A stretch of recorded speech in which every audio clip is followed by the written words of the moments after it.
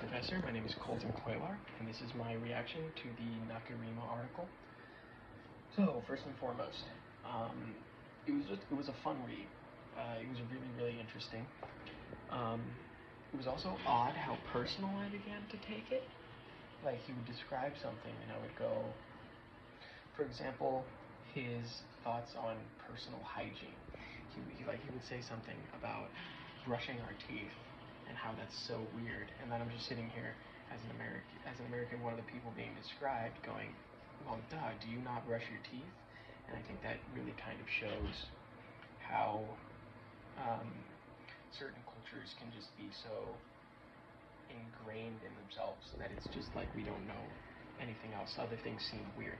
Not that I'm saying that brushing your teeth is something that's just our culture, but I think that's just a little bit, like a little glimpse. I also thought that the article was intentionally really disingenuous.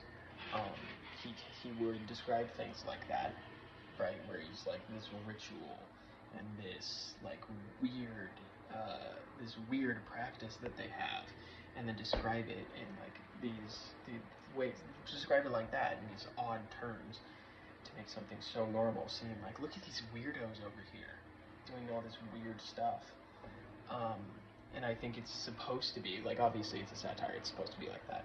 And it's an article about, it was an article written for somebody who wants their readers to go, wow, these American guys are weird. And this was a fun article, rather than somebody who actually wants somebody to understand American culture. And obviously I'm sure that that's a huge problem in the study of other smaller cultures, where, like, it reminded me of some stuff I've read about Native Americans, right? And it's like, oh yeah, they had these odd rituals. They would dance around fires and sing these weird songs and do all this crazy stuff. Not thinking of anything specific, but I've heard stuff like that, and it kind of made me think, like, if we were to translate that article and show it to a Native American of the time, what would they think of it? They would probably say, this is nothing like what we're like. So I just thought that was interesting.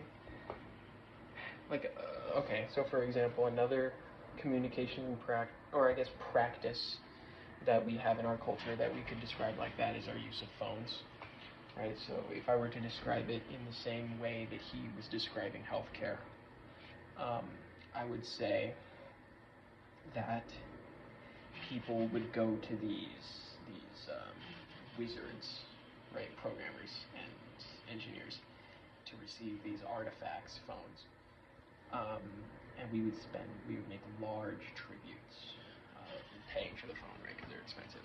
We'd make large tributes for these things, and then we would pay more wizards, programmers, to write spells to run on these runes, right? So writing in Java or writing programming languages to run on these artifacts, right? And then everybody would have one. Some people received them as like small children, or children would use their parents, and we would all just stare at them. And it was like some weird communication ritual where we would all just stare at them. And like, it would be really easy, and that provides some insight into how we use phones, right? A little bit as an inside perspective, because you can go, yeah, well, we are obsessed with our phones, so at least they got that. But it doesn't provide any context for what they are or what they're actually used for, which is to communicate with people primarily. Well, unless you're me, then it's primarily just to look at memes. But overall, as for whether it's been beneficial or detrimental to U.S. culture, I would say overall I think it's been beneficial. I mean, businesses can run more smoothly because we can communicate with each other now. Because especially since like the rise in phones correlated with like the rise in just the information age in general, which has just made everything so efficient. But then also, like, they can be really bad for you too. Obviously, like everybody knows, social media is not good for you.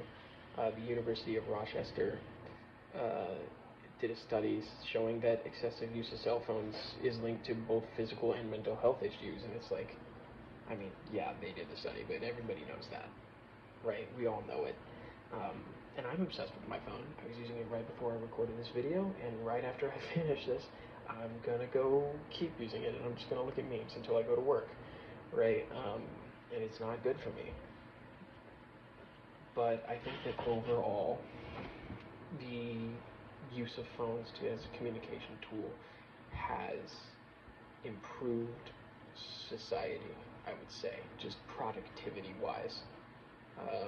Obviously, we're probably worse at communicating now, but productivity-wise, I would say it's a net positive. So, I think that's everything. Thank you for watching. I'll see you in class.